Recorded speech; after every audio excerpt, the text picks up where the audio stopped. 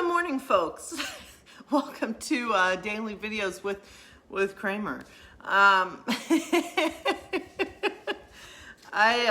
tried my best this morning to do something with this mop up here and just could not get it to go down all the way. So today is Monday. I don't know if you can tell, my eyes are still swollen. I have a little bit of a reaction to the sunscreen that I put on Saturday while we were on the river. Probably shouldn't have put it. I was trying to keep everything from being sunburned, so I would put sunscreen on my eyelids, and I put a lot on my eyelids, and I think I overdid it. So anyway, my eyes are just still kind of irritated. But it is Monday morning. It's early Monday morning. I'm up early to just get the day started. I'm actually pet sitting right now, and so I'm getting ready to go out and do a few things, get my oil changed and all that fun stuff, all that fun adulting. But anyway, I am preaching on Sunday, so it's going to be a busy week this week as I work to prepare that as well. So anyway, I thought we'd just get right into it, shall we? So let's hear a little bit from this. What does it mean to recover? It is to be reborn. We arrive here covered in spiritual qualities like innocence, humility, trust, acceptance, and love. But things happen and those qualities get removed from us. Those qualities get churched off, spanked off, schooled off, and beaten off. Sometimes we rinse them off ourselves with drugs and booze and poor choices. But when we start to walk with Creator again, we're graced with the opportunity to recover ourselves in those qualities. Does it hurt? Sometimes, but that's what makes the journey so magical, the hurt. No, the days you wake up without it. How will I know what's true for me? Choose, then believe, then act. Only you know the workings of your heart. Choose what your heart draws you to, not what your mind decides. Choose that every day until you come to believe in it. Then act out of that belief. That's how you will come to know your truth. All right. So I apologize. I don't have my computer open to give you some of the good news from CNN, but I'm sure there are some. Maybe I will do things a little different this week and maybe share a story a day on my Facebook page instead of sharing it on here. So, oh my God. The live videos, you get everything. See, I'm watching a dog. So I do hope everyone had a good weekend, and I hope that you're continuing to find joy, continuing to find ways to make the most of everything we're going through. So since it is, hyper dog, since it is Monday morning, we do have a woman of the day, and our woman of the day today is Marie Curie, leading scientist, and she was the first woman to win a Nobel Prize. So, my friends, let's hear about Marie Curie.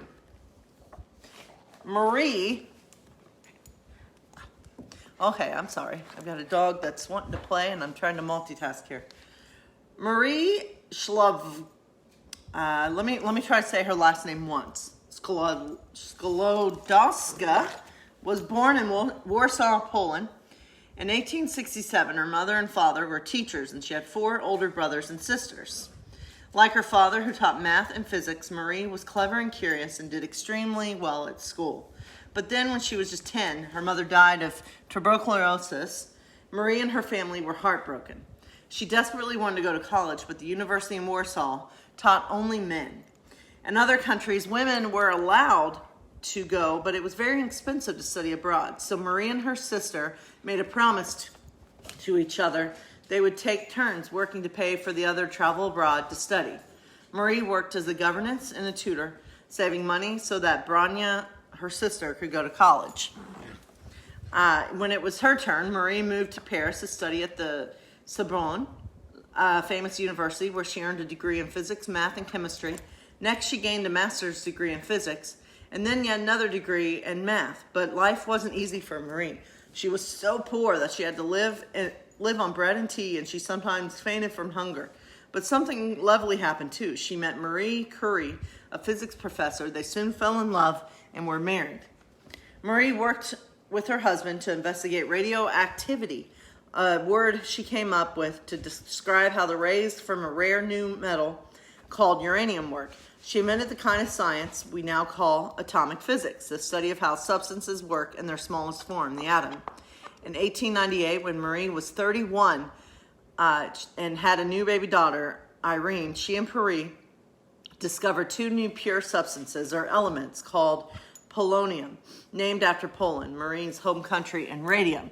Together, they won the Nobel Prize for their work in physics in 1903.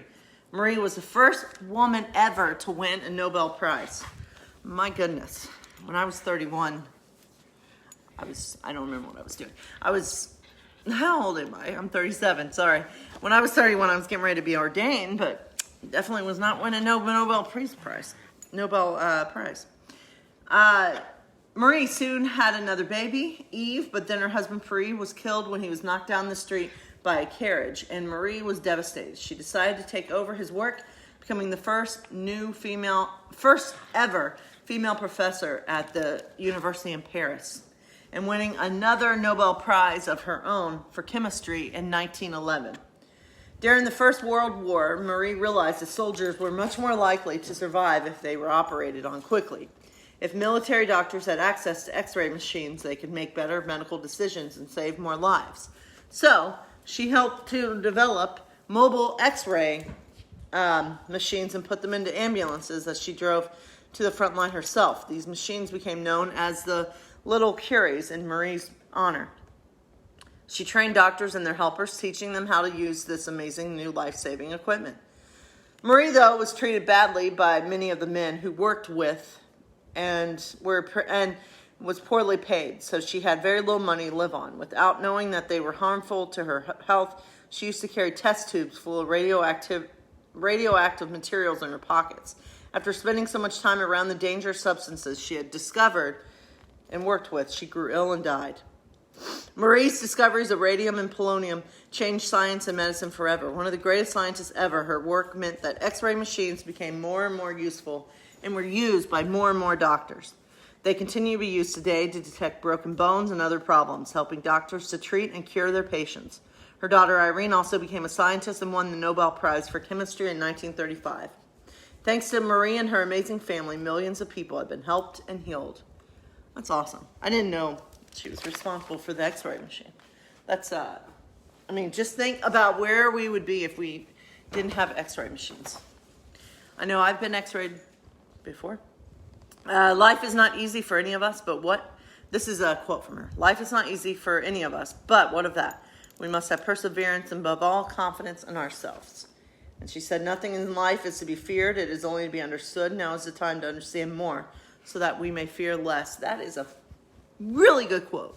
So I feel like part of racism is a lack of understanding. So I was taught that the way of progress was neither swift nor easy. And that's true. Life is not always easy. So tomorrow, our woman of the day will be Rachel Carson, biologist, ecologist, and writer who founded the modern environmental movement.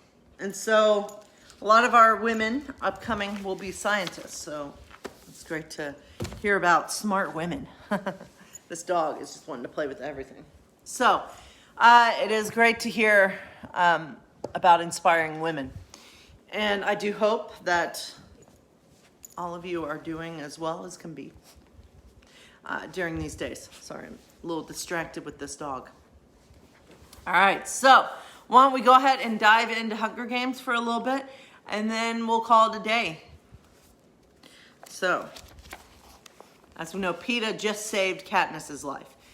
Katniss, cut down the hornets, and it all fell on them, and then Katniss was running away. And Katniss thought that Peeta was bad, but apparently not. So, I enter a nightmare from which I wake repeatedly, only to find a greater terror awaiting me. All the things I dread most, all the things I dread for others manifest in such vivid detail. I can't help but believe they're real. Each time I wake, I think, at last, this is over. But it isn't. It's only the beginning of a new chapter of torture. How many ways do I watch Prem die? relive my father's last moments, feel my own body ripped apart. This is the nature of the tracker jacker venom, so carefully created to target the place where fear lives in your brain. When I finally do come to my senses, I lie still, waiting for the next onslaught of imagery, but eventually I accept the poison must have finally worked its way out of my system, leaving my body racked and feeble. I'm still lying on my side, locked in the fetal position. I lift my hand to my eyes to find them sound, untouched by ants that never existed. Simply stretching out my limbs requires an enormous effort. So many parts of me hurt. It doesn't seem worthwhile taking inventory of them. Very, very slowly, I manage to sit up. I'm in a shallow hole, not filled with the humming orange bubbles of my hallucination, but with old dead leaves. My clothing's damp, but I don't know whether pond water, dew, rain, or sweat is the cause. For a long time, all I can do is take tiny sips from my bottle and watch a beetle crawl up the side of a honeysuckle bush. How long have I been out? It was morning when I lost reason. Now it's afternoon, but the stiffness in my joints suggests more than a day has passed, even two possibly. If so, I'll have no way of knowing which tributes survived that tracker jacker attack. Not Glimmer or the girl from District 4, but there was the boy from District 1, both tributes from District 2, and PETA. Did they die from the stings? Certainly if they lived, their last days must have been as horrid as my own. And what about Rue? She's so small, it wouldn't take much venom to do her in. But then again, the tracker jackers would have had to catch her, and she had a good head start. A foul, rotten taste pervades my mouth, and the water has little effect on it. I drag myself over to the honeysuckle bush and pluck a flower. I gently pull the stamen through the blossom and set the drop of nectar on my tongue. The sweetness spreads through my mouth, down my throat, warming my veins with memories of summer and my home woods and Gail's presence beside me. And for some reason, our discussion from the last morning comes back to me. We could do it, you know. What? Leave the district, run off, live in the woods, you and I, we can make it. And suddenly I'm not thinking of Gail, but of PETA and PETA. He saved my life, I think, because by the time we met up, I couldn't tell what was real and what the tracker jacker venom had caused me to imagine. But if he did, and my instincts tell me he did, what for? Is he simply working the lover boy angle he initiated at the interview? Or was he actually trying to protect me? And if he was, what was he doing with those careers in the first place? None of it makes sense. I wonder what Gail made of the incident for a moment. Then I push the whole thing out of my mind because for some reason Gail and PETA do not coexist well together in my thoughts. So I focus on the one really good thing that's happened since I landed in the arena. I have a bow and arrow.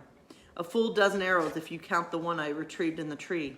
They bear no trace of the noxious green slime that came from Glimmer's body, which leads me to believe that might not have been wholly real. But they have a fair amount of dry blood on them. I can clean them later, but I do take a minute to shoot a few into a nearby tree. They're more like the weapons in the training center than my ones at home. But who cares? That I can work with. The weapons give me an entirely new perspective on the games. I know I have tough opponents left to face, but I am no longer merely prey that runs and hides or takes desperate measures. If Kato broke through the trees right now, I wouldn't flee.